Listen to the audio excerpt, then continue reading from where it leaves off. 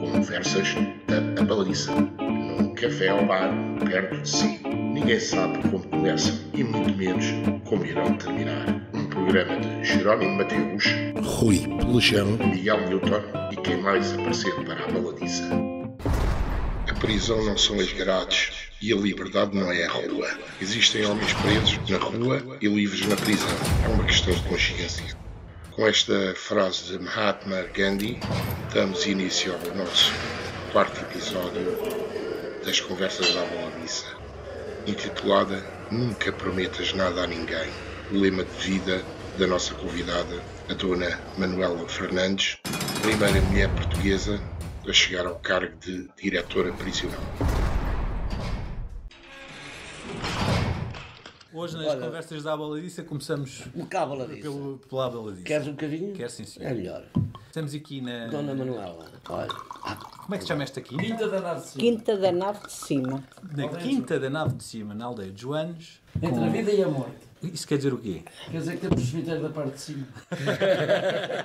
Por isso é que as abóboras são tão grandes. Nós estamos aqui na Quinta da Nave de Cima com a Manuela Fernandes, com quem vamos ter hoje uma conversinha agradável, não é? E começar por lhe perguntar, a Manuela é aqui da aldeia de Joanes, não é? Nasceu sim, aqui? Sim, nasci aqui.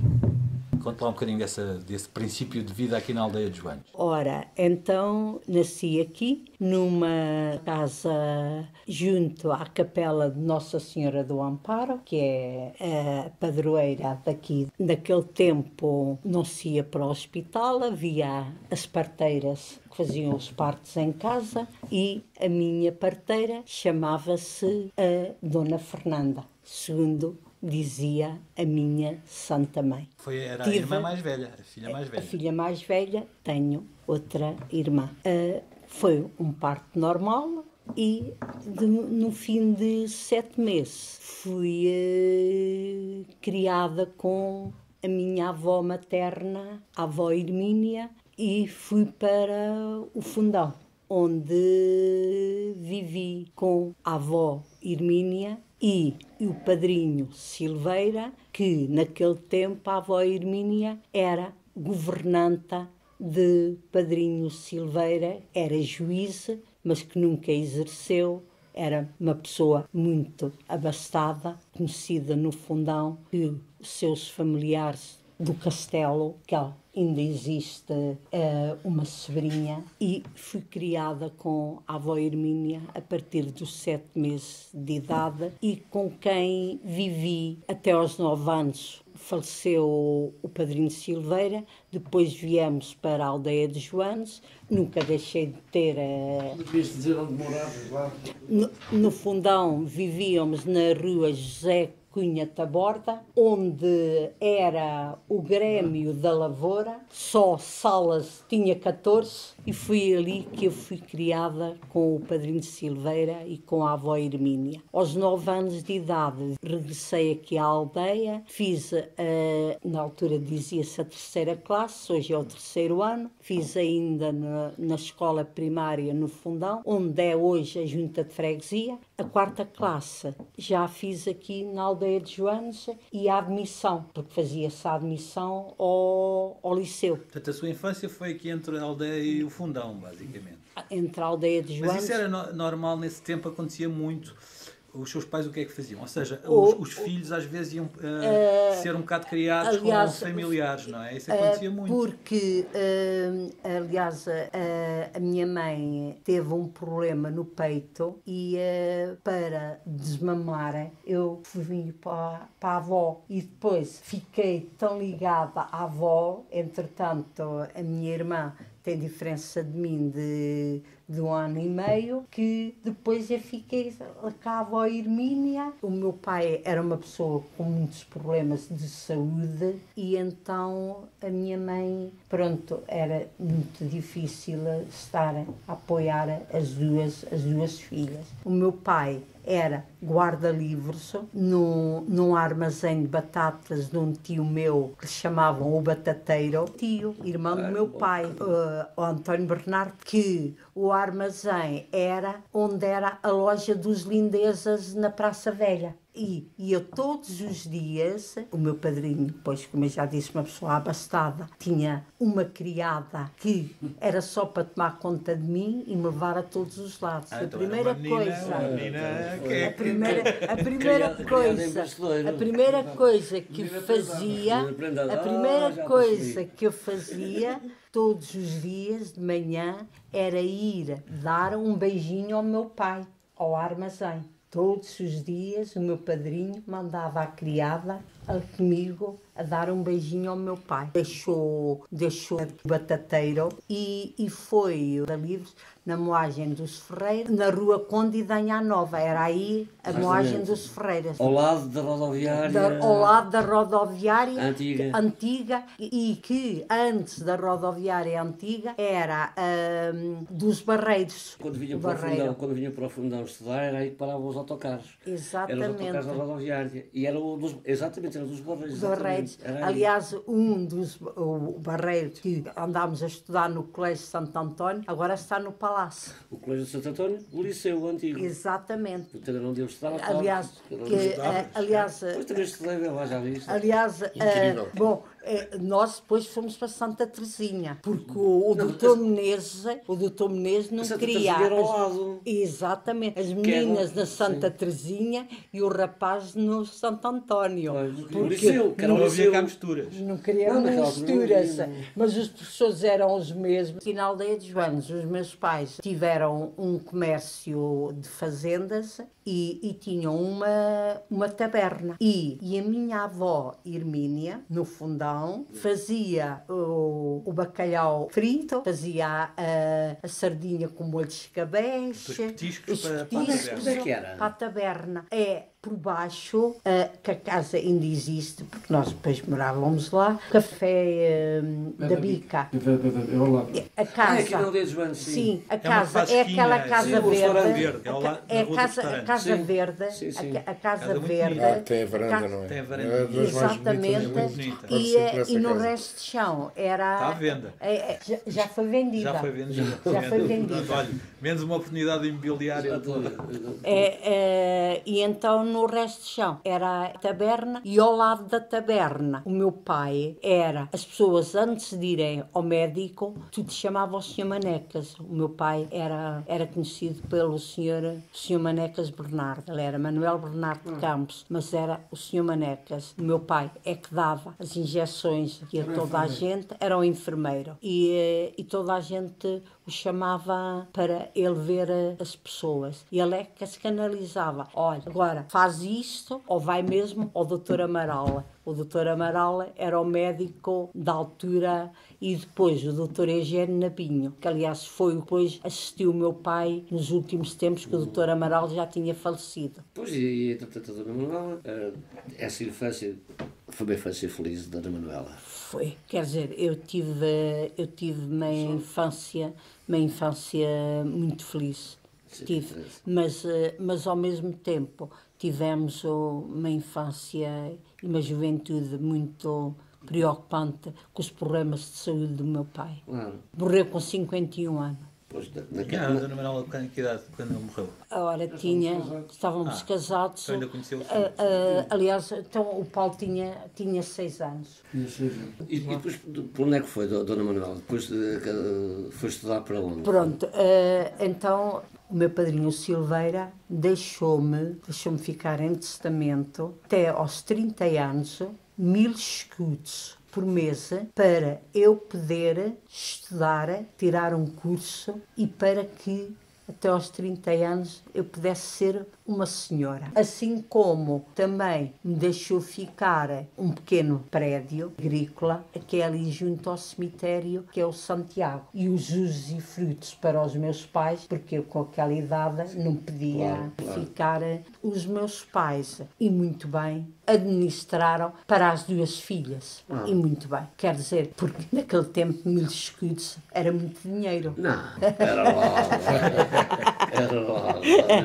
Fiz no colégio no Fundão. No Estrelado de Santo António. Santa Teresinha. Santa Teresinha, o outro, qualquer das meninas. O diretor era o mesmo. Que hoje é um jardim infantil. Então hoje é uma loja de chinês. Não, Dona Manuela. Não, isso é o Estrelado de Santo António. Santo António, hoje é uma loja de chinês. Agora o Santa Teresinha é o o ATL, ATL, exatamente. Agora é uma loja de chinês. Também é preciso estudar para abrir uma loja de chinês. Claro. E depois fui para Lisboa.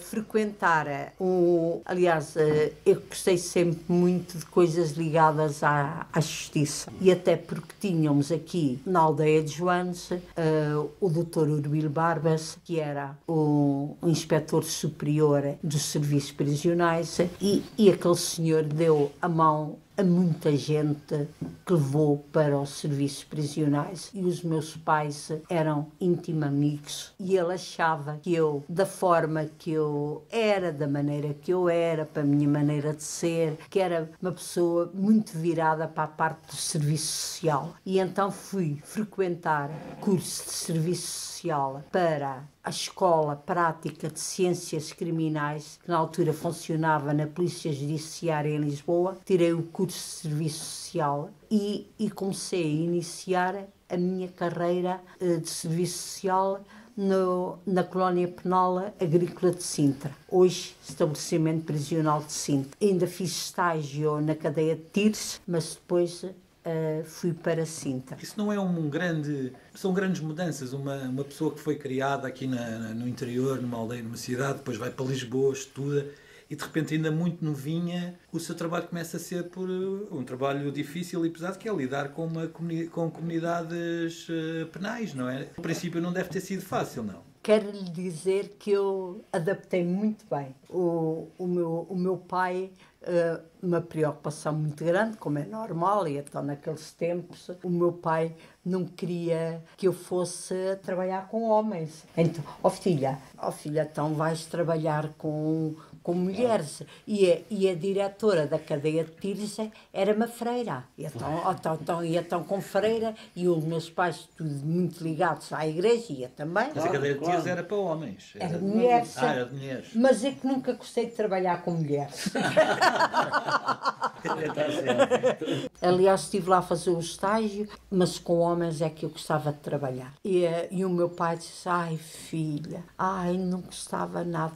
Paizinho, mas eu vai ver que vai-me ver bem e não vai ter nenhum desgosto. E ele disse: filha, pronto, Deus vai te ajudar. O estágio era de 1 ano, tive um colega, um orientador de estágio espetacular, o João Rafael Dozio, que já lá está na Terra da Verdade, e no fim de 2 meses chega ao pé de mim a inspetora do Serviço Social, a doutora Leonilde Marques, e disse-me assim: olha, Manuela, a Manuela, a partir de hoje, já vai ficar a trabalhar sozinha.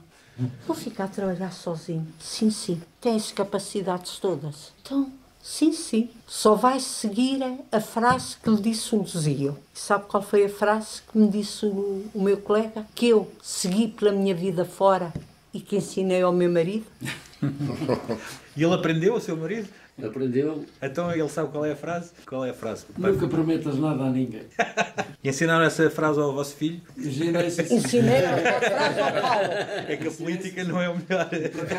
Ensinei-lhe e disse-lhe: olha filho, nunca prometas nada a ninguém. E então ao recluso... Tens de dizer que é que é o filho disto tudo. Diz tu, Jerónimo. Bem, o filho da Dona Manuela e do Sr. António Fernandes é o Sr. Paulo Fernandes, o Presidente da Câmara do Fundão. Que é para... Está contextualizado.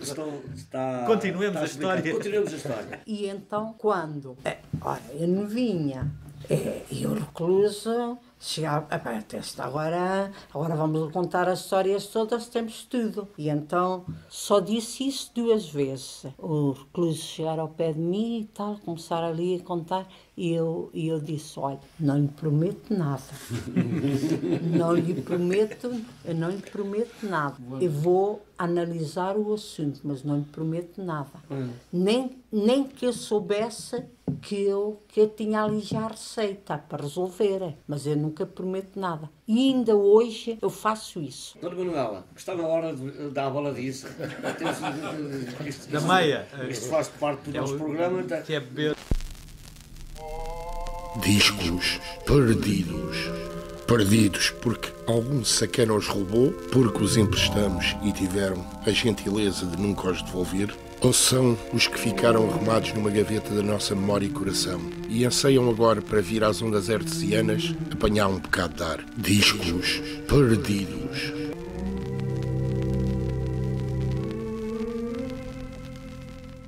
E para dançar? E para dançar? Como é que você conheceu o Sr. Fernandes? Ele não deve ser grande dançarino. Ele não. Não dançava aquelas músicas, os slow. É o chamado pé de chumbo. Exato. O Twister. O Simple... Esta. Let's Twist Again. Olha, Sabicheca. essa. Come on, everybody, clap your hands. Oh, you're looking good. I'm gonna sing my song.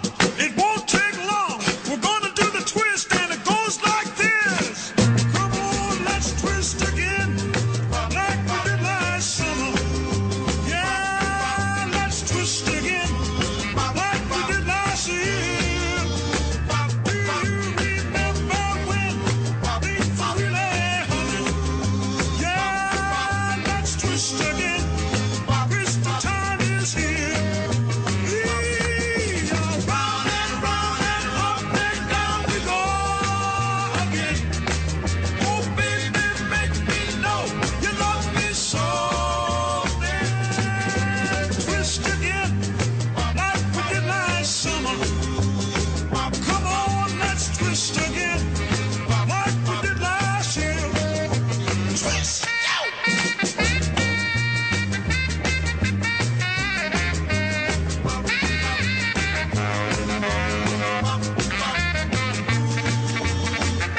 Who's that flying up there?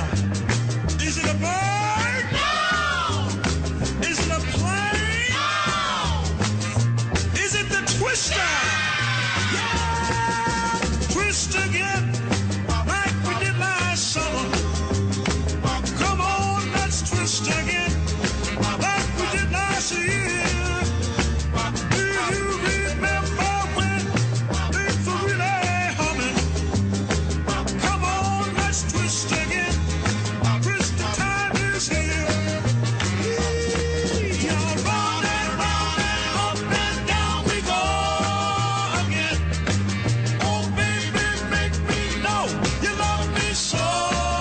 Then come on, twist again, like we did last summer. Girl, let's twist again, like we did last year. Come on, let's twist again.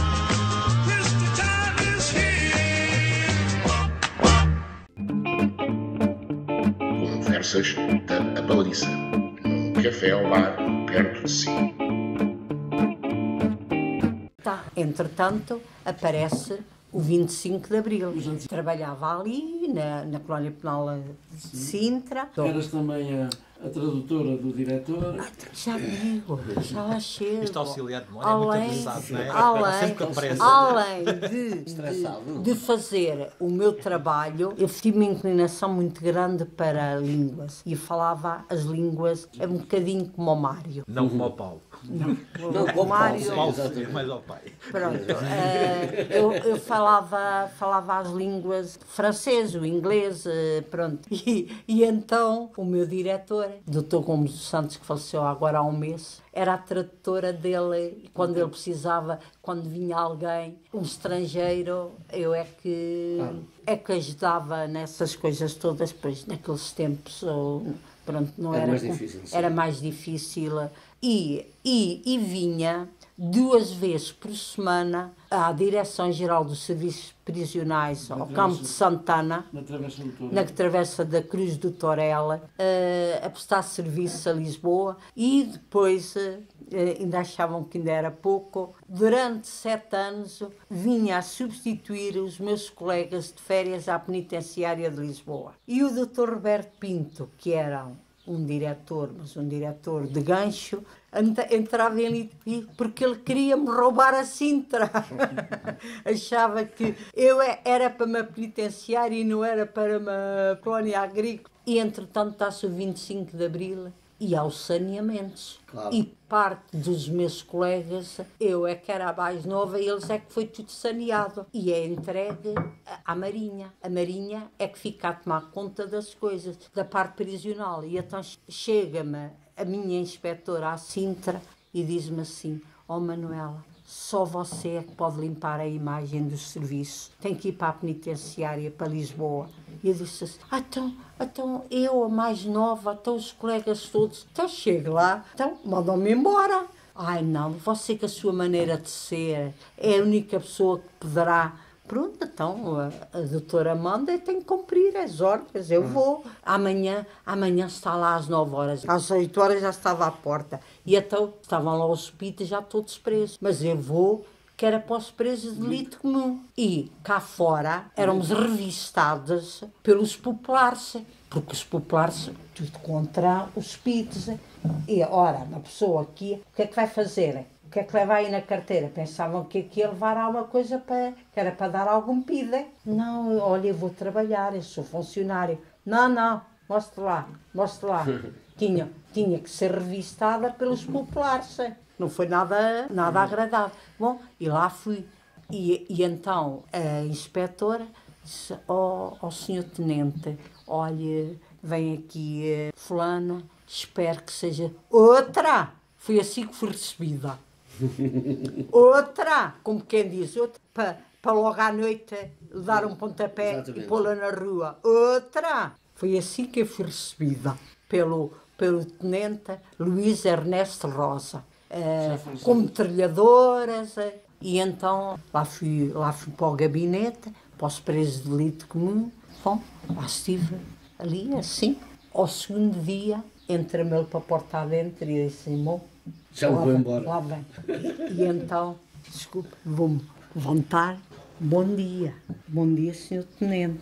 A senhora, a partir de hoje, eu disse: bom, fica a trabalhar diretamente comigo. Está bem, senhor tenente. Então, mas tenho que comunicar aos meus serviços. O diretor-geral.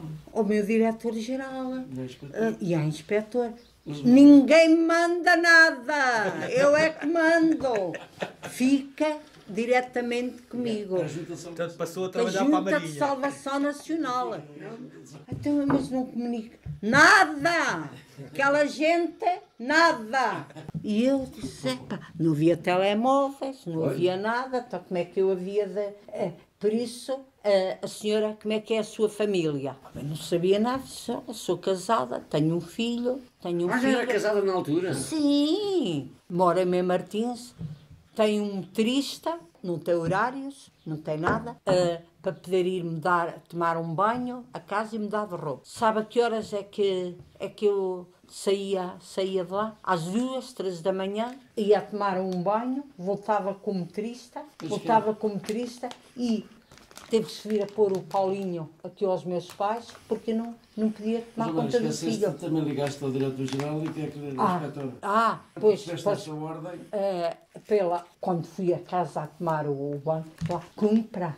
É a imagem, eles é que mandam. E é a imagem dos serviços prisionais, porque nós sabíamos que só o Manuel é que realmente limpava. E então fiquei eu e o Queiroz, que era outro colega que também já faleceu, e o meu marido, se me queria ver, sabe o que é como era? Ia lá aos domingos a ajudar a arquivar papéis. E ele ajudou, e ele deixava lá ir. No outro dia, o Sr. Fernandes, quando aqui tivemos a almoçar, apresenta-me um senhor que Foi responsável. foi responsável por namoro com o Sr. Fernandes. Quero-me explicar como é que foi o namoro com o Sr. Fernandes. Naqueles tempos, quer dizer, havia famílias muito numerosas e coincidiu que haver o crisma aqui na aldeia de Joanes, em que o senhor padre que estava aqui a paroquiar era da terra do meu marido, o padre Manuel Joaquim Martins, De pessoa Bismula. da Bismula, pessoa que eu adorava e que ainda hoje, todos os dias, me lembro dele. E esse senhor padre, o meu marido estava na tropa em Penamacora e vinha cá de vez em quando a passar os fins de semana e disse ao meu marido se ele queria ser padrinho do filho dessa família numerosa que é pobres, com dificuldades e assim. E eu e a minha irmã fomos madrinhas, porque naquele tempo era assim, padrinhos de rapazes tinha que ser homens e madrinhas era assim. Agora não, agora já não é assim. É do meu tempo. Agora já não é assim, mas naquele tempo era assim. E quer eu, quer a minha irmã, muitas afilhadas. E o meu pai, sempre aquela pessoa muito sensata e muito equilibrada, disse-nos: filhas, vós não ides almoçar à casa de ninguém, porque depois dizem assim, então foram almoçar à casa daquela porque era rica e não foram almoçar à casa daquela porque era pobre, e então vocês ides dizer a todas as afilhadas que não ides almoçar. À tarde, passais por casa de todos a dar um beijinho e a levar a prendinha, para que não se fizesse distinção de ninguém. E então, à tarde, e deu-se a coincidência que estava lá o meu marido. Exatamente. O futuro marido. Exatamente. E tinha vindo da Guiné o senhor Higino, esse senhor que ele apresentou, Exatamente. que é o nosso sacristão. Exatamente. É o nosso, é verdade. que é o nosso sacristão. E ele estava mobilizado para ir para a Guiné. Pronto, a apresentação, desejámos boa sorte. Ao Sr. Fernandes. Exatamente. Exatamente. E ele pediu ao senhor Higino, a minha namorada... Espera lá, que essa parte agora é o Sr. Fernandes que conta. Vocês já não sabem bem da história. Espera. O Sr. Fernandes conta lá aquela história quando estava a apanhar o comboio. Acontece que eu estava para ir embora no comboio, portanto, praticamente, quando realmente apareceu a minha mulher, a futura mulher, exatamente. e a minha irmã. Estiveram ali uma coisa de um quarto de hora, não estiveram mais quarto de hora. E engraçou logo? Não, e eu fiquei com os olhos em bico. Como disse. E quando elas foram embora, perguntei ao Sr. Higino, aqui na aldeia de Jones há raparigas muito bonitas, muito interessantes. Então. E ele diz-me o seguinte: olha, a mais nova já namora, a mais velha, que era a futura minha mulher, quer ir para a Freira. E eu disse: uma mulher tão bonita para a Freira. Foi assim até que ele me disse. E eu, como estava já para apanhar o comboio, não deu por muito tempo, mas só disse ao Sr. Higino: escreva-me aí a morada da mais velha. Claro, eu entretanto vou para a Guiné, eu sigo para a Guiné, no barco vou com 2 militares da Beira. Vou com um freira, que faz o azulejo ali catado, no mesmo barco, no mesmo camarote. E vou com um Lalanda, que deve ser da família desses homens dos Lalandas, que andam metidos com essa máfia do sangue. Ou coisa. E eu tenho esta conversa, aliás, o freira sabia tudo, até me deu a entender que ele também andava apaixonado para a Manuela. É verdade, é verdade. E diz-me assim: não tens sorte nenhuma, porque olha, a mais nova quer ir para. Já tem compromisso, a mais velha quer ir para a freira. Confirmou-me aquilo que o Egito, que o Sr. Higino tinha dito. Eu andei ali uns tempos, cruzei-me várias vezes com o Freire perguntou: já escreveste? Não, outra mulher quer ir para a Freira, que eu vou escrever. Eu esperei para o Natal.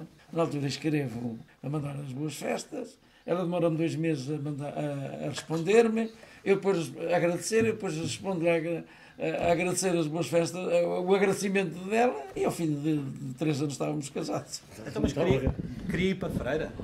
Então, Isso era um mito, era um agora mito. vou contar. E vou contar porque é que eu casei com o meu marido. Fui sempre uma pessoa muito ligada à igreja e ainda hoje sou, que, aliás, continuo a ser catequista, e uma das minhas preocupações era que eu arranjar um homem e que me proibisse de eu continuar a fazer aquilo que eu gostava na igreja. Era um dos medos que eu tinha, pá, porque eu, não é por ser eu, mas eu era uma pessoa muito pretendida. Falta de namorados não tinha. Não era namoradeira. E como não era namoradeira e muito ligada à igreja, as pessoas diziam assim: ai, a vocação dela é freira. Ah, já percebi.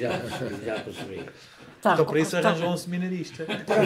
E então aparece o meu marido, aquele homem que, quando vinha cá, sempre comunhão, sempre da igreja acima e tal, é capaz de ser a pessoa realmente indica que nós somos capazes, é um ponto comum que temos. E foi este o motivo que me levou apaixonado por Sr. Fernandes. Exatamente. Mesmo assim, demorou 2 meses a responder-lhe à carta. Pois ele veio de propósito da Guiné a passar férias. Eu estava a frequentar as aulas na Escola Prática de Ciências Criminais e o Sr. Sapatinha era contínuo na escola e disse: olha que está ali um senhor assim, duvidoso, sim, para falar comigo. Ela, não, nem pensar uma coisa dessas, tu aqui em Lisboa e assim, nem pensar. Nós vamos contigo a ver quem é. Vamos a ver. Porque eu não o conhecia. Sim, tinha estado uma vez com ele. Depois recebeu uma carta. Estava à espera de receber a carta. Quando recebeu a carta, o que é que pensou? Olha este almoço.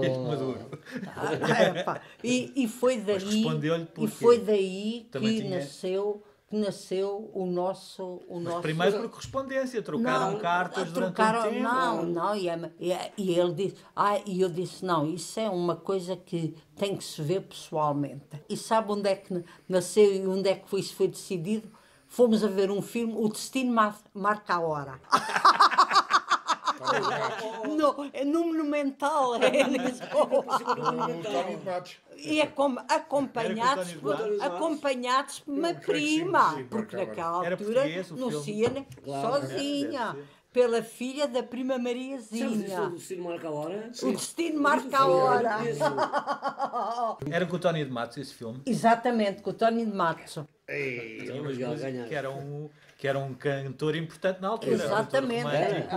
Então, se calhar podíamos ouvir uma música depois do Tony de Matos. O Destino Marca a Hora. Discos perdidos.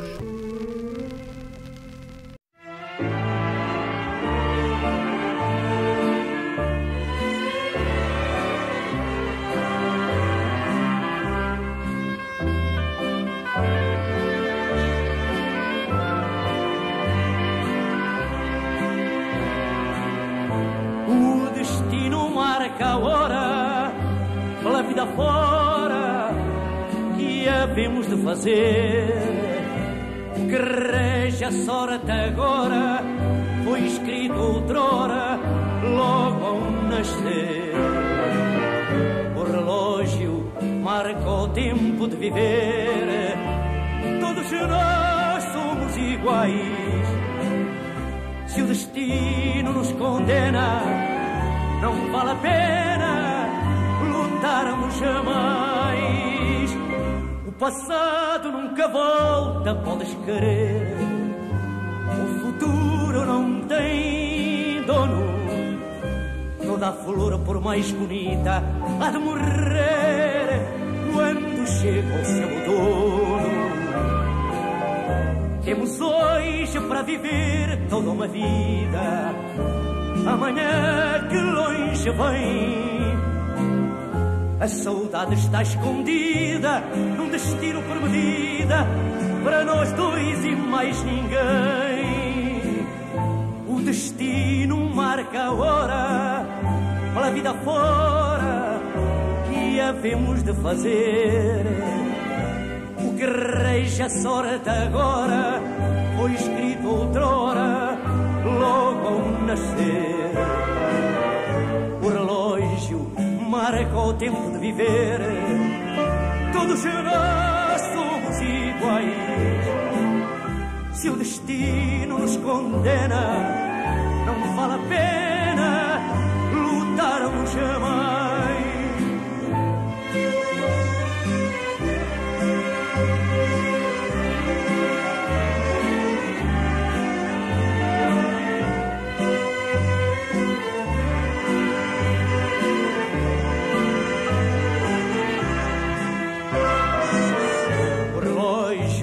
Marca o tempo de viver.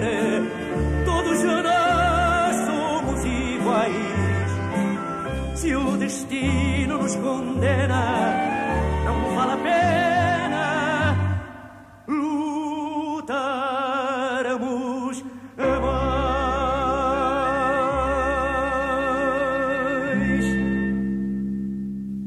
Estava marcada a hora então.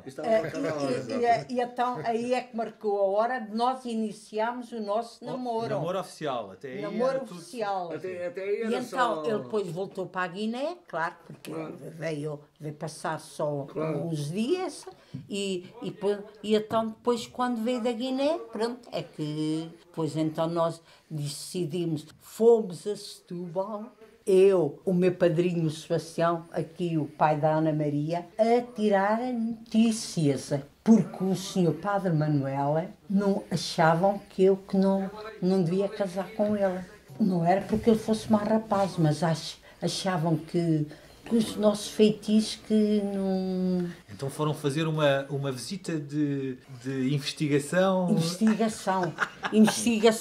E deram as melhores informações. Pessoas pobres, mas gente honesta e séria. E era isso que a gente queria ouvir. O meu marido trabalhou sempre em empresas particulares e aparece uma vaga para ele poder entrar para o Estado e a vaga era em Castelo Branco. E ele concorreu e foi nomeado para Castelo Branco. Ora, e eu a trabalhar em Lisboa. Mas da Junta de Salvação Nacional que não me queriam deixar sair de maneira nenhuma. Então eu tive que arranjar uma forma de... Estava grávida do meu filho, do Emanuel, que Deus tem, uma gravidez de alto risco que precisava do apoio do marido.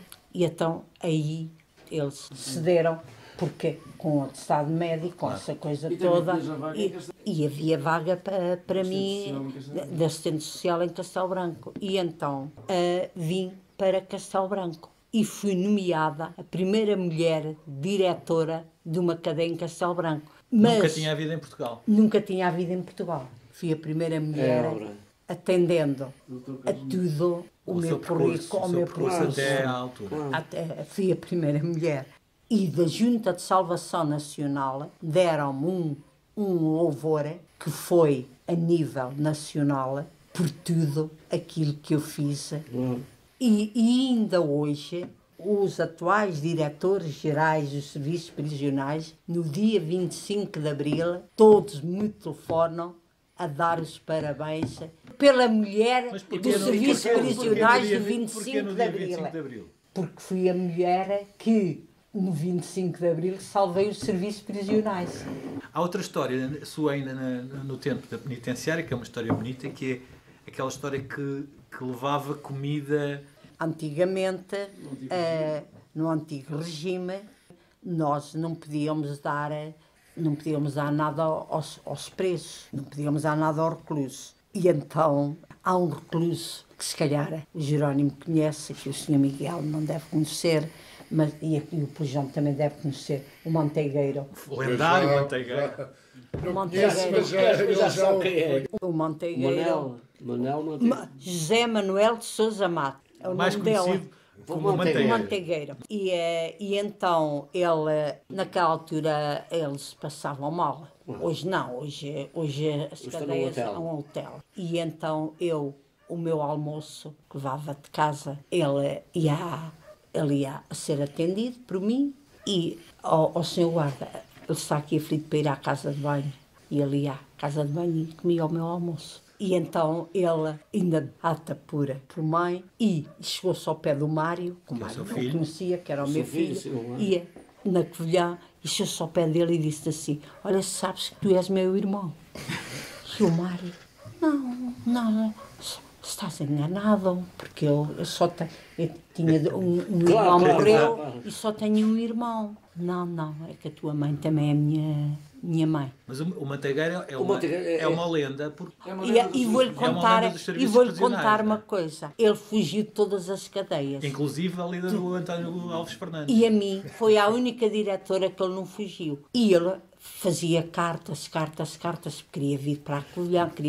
Como é que ele fugia? E o diretor-geral não autorizava. E eu fui a Penha da Cruz, e ele estava em Penha da Cruz. E ele queria falar comigo. Estávamos lá numa reunião. E, Já te considerava uma espécie de conterrânea. e então disse ao diretor-geral, está ali um preço, quer falar comigo, opa, atenda lá o homem. E eu disse só depois ao diretor-geral, ele está farto de fazer cartas, ele quer ir para a Covilhã. Então quer estragar o seu nome, quer esse homem na Covilhã, quer que lhe fiz. Ao diretor-geral, ele deu uma palavra de preso e eu vou recebê-lo e ele não me vai fugir. Olha, O problema é seu. o problema é seu. Quero. E eu disse assim, sim senhor, eu aceito o homem. Porque ele ainda hoje é considerado o preso que mais vezes fugiu da prisão. Sim, O recordista de sim, fugas. sim. Olha, tive-o em Castelo Branco, porque na altura era diretora de Castelo Branco e Covilhã. Os guardas então vem receber aqui o fugitivo número 1. O homem impecável. Nunca Depois- fugiu? Nunca. E depois levei-o para a Covilhã. Nunca. Tive-o no regime aberto. Nunca me fugiu. Isso é consideração. É consideração. É a palavra. Olha que eu por acaso conheço o Manteigueiro. E ele, quando falar com Eu nunca- vocês, eu vai, nunca- ele, não. ele vai-lhes dizer. Eu não sabia do Manteigueiro quando o conheci, porque sempre achei uma pessoa extremamente educada, simpática, adorável. Ele agora não ele é tem muito vindo ligado cá por causa à desse música problema e ao da- fado, ele é muito ligado à música e ao canta muito fado. bem o não sei quanto. fado. Sempre achei, e depois, passado um pouco tempo de o conhecer, via saber as histórias dele ser esse, o tal fugitivo número 1. Eu nunca, a olhar para ele, a falar com ele, nunca diria que ele tinha sido preso, quanto mais fugitivo. Que é uma pessoa extremamente Ele educada. adorava- É uma pessoa extremamente Ele educada. adorava pá. assaltar oriversarias. Era a paixão dele. Paixão Perdia-se por dela. outro. Era as Deve ter- orifarias. Toda amarelinha. Deve ter visto os E então filmes do Woody Allen. isso e as fugas somadas fazia com que ele estivesse sempre na prisão durante muito tempo. Ele teve perto de 30 anos preso. Só com crimes menores e fugas. De oriversarias. Fugas e oriversarias. Pois as fugas devem aumentar a pena também, não é? Claro. Sim. Ouve, Miguel, tu vês aquele gajo de rua. Ele vem todas as segundas-feiras, vem ao final. Ele agora anda parece com- o com São rádio. José. É, Uma com a barba.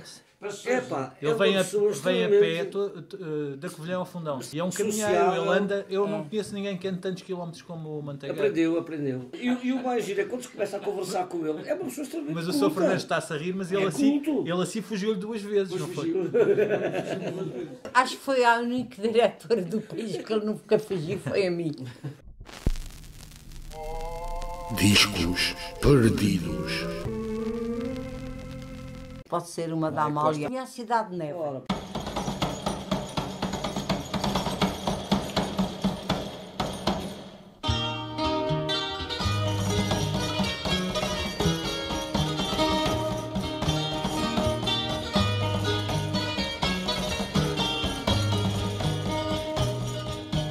Covilhã, cidade neve, viendeira alegre e contente.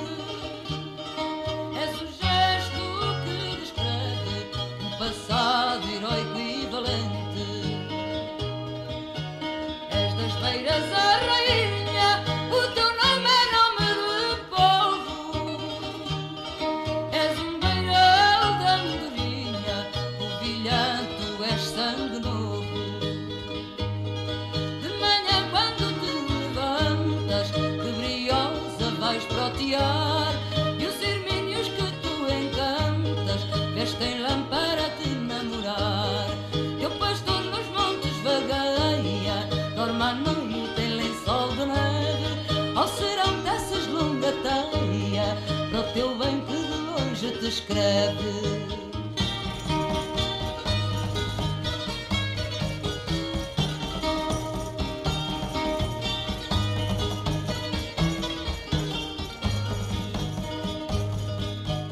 Covilhã, cidade flor,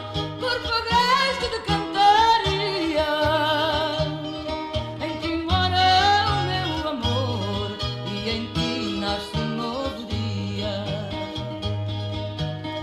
Filha, és linda terra, és corral que bailando ao vento.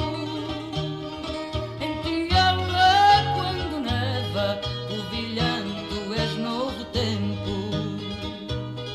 De manhã quando te levantas, gloriosa vais protear, e os irmínhos que tu encantas, esta lã para te namorar. Teu pastor nos montes vagueia, dorme à noite em lençol de neve, ao serão teces longa teia, para o teu bem que de longe te escreve.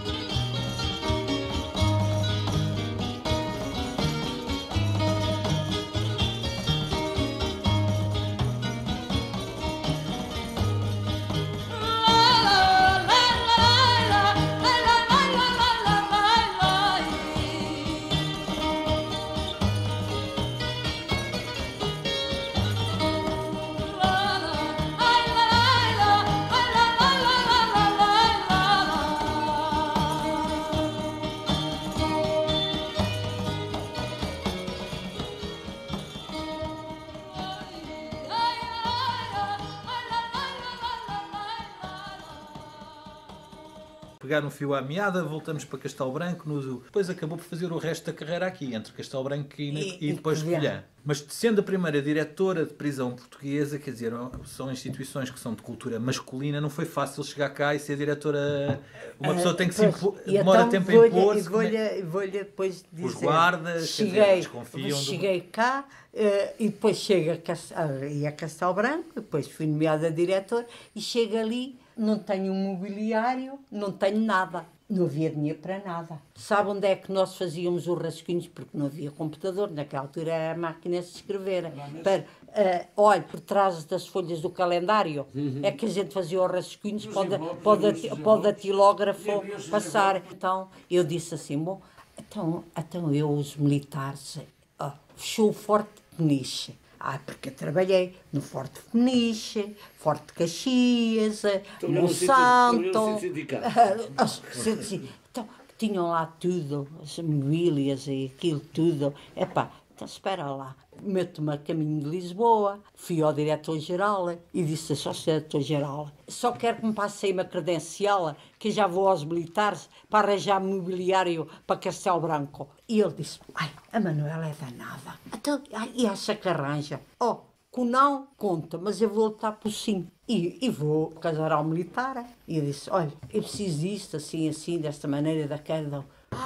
Tudo o que quiserem. Agora ainda preciso de uma coisa, transporte. Então já mandamos lá um caminhão a levar tudo.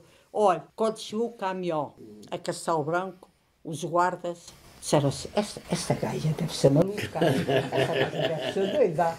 Então, agora com isso tudo, na própria zona prisional, pus os presos a arranjarem tudo. Equipei a cadeia toda. Se ele disser que ainda hoje há móveis arranjados daquele tempo, tudo. E sabe quem é que comprou as escolas e comprou os vernizes e tudo? Fui eu. Olha, os meus colegas. Depois vieram.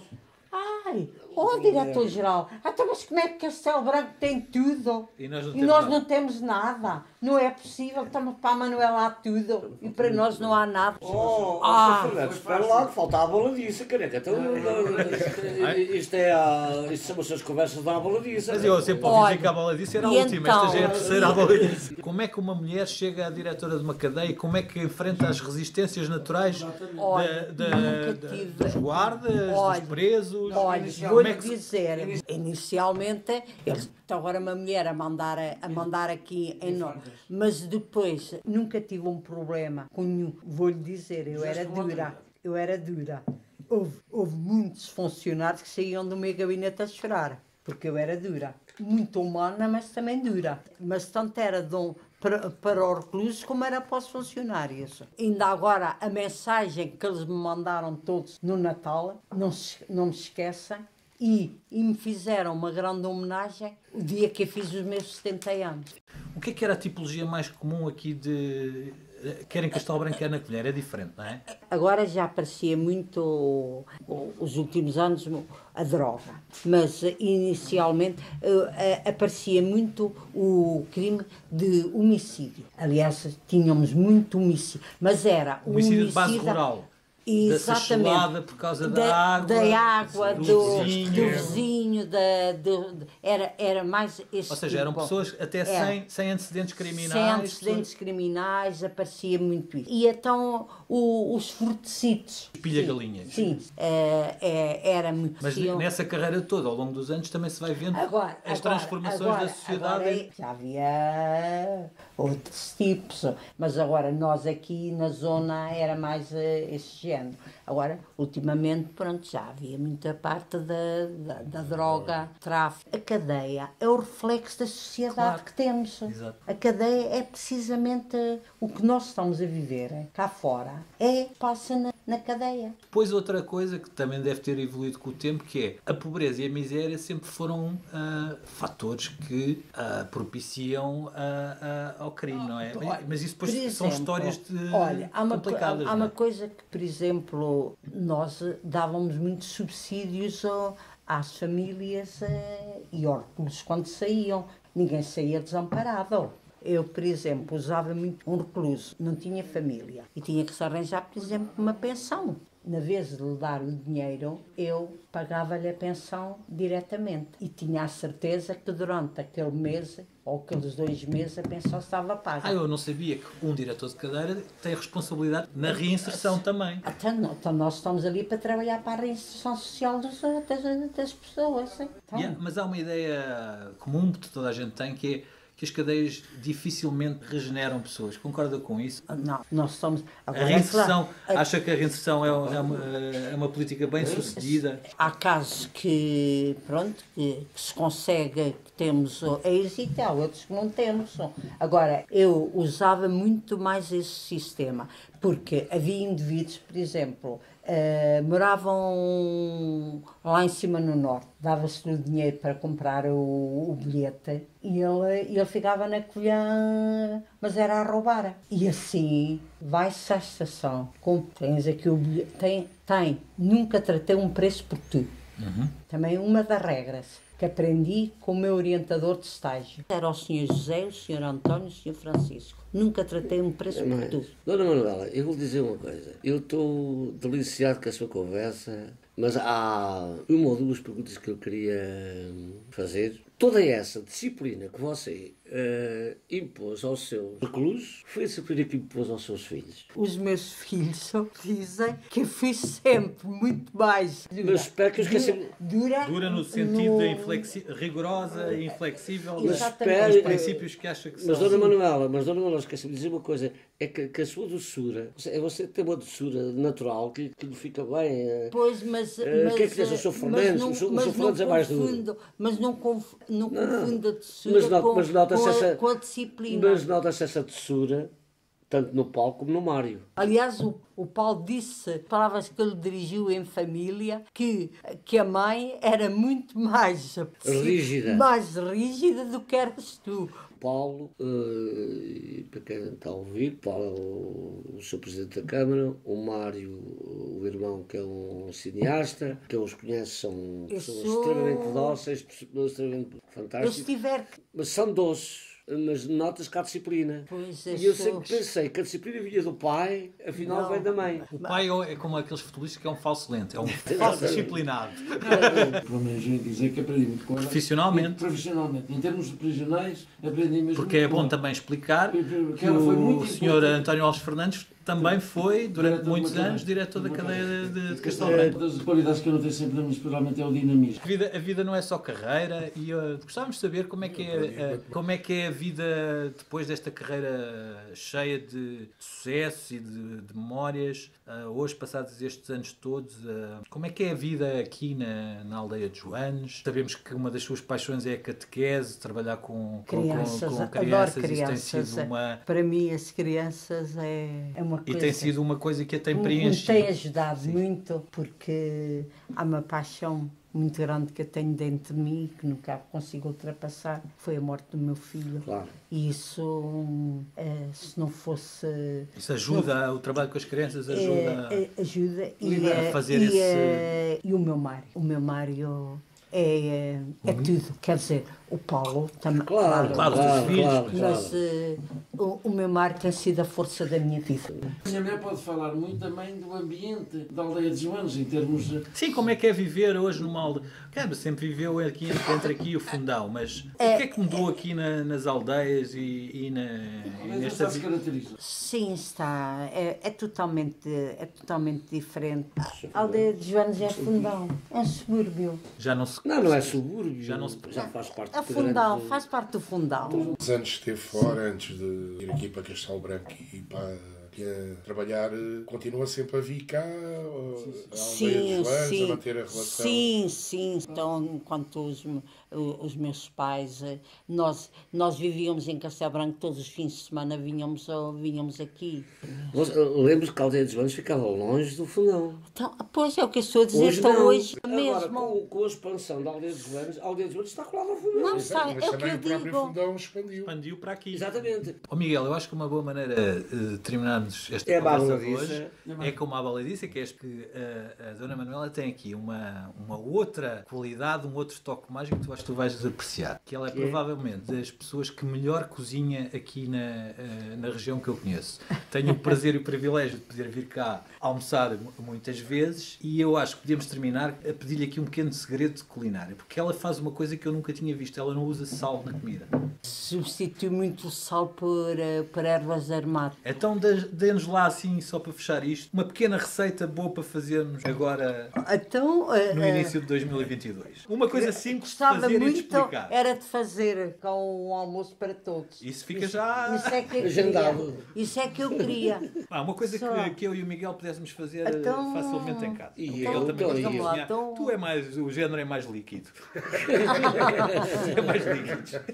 Por exemplo, um coelho à caçadora. Então como é que se faz um coelho à Então, caçadora? o coelho à caçadora, com serpão para levar. Levamos o serpão, compramos o coelhinho, como deve ser. O serpão, põe a cebola no fundo do tacho, a cebola assim a rodelas, põe o serpão, um coentro, tomate e vinho. Não pode. Depois põe o coelho e deixa o coelho cozer à parte a couve e depois meter a couve abafada naquele molho, naquele molho do Isto coelho já- e a batatinha Meu dizer, Maria, à deu uma parte. couve parecida do entroncamento, já lhe vou dar uso. Olha, Dona Manuela, eu vou Uma dizer uma música. coisa. Falta Foi uma música.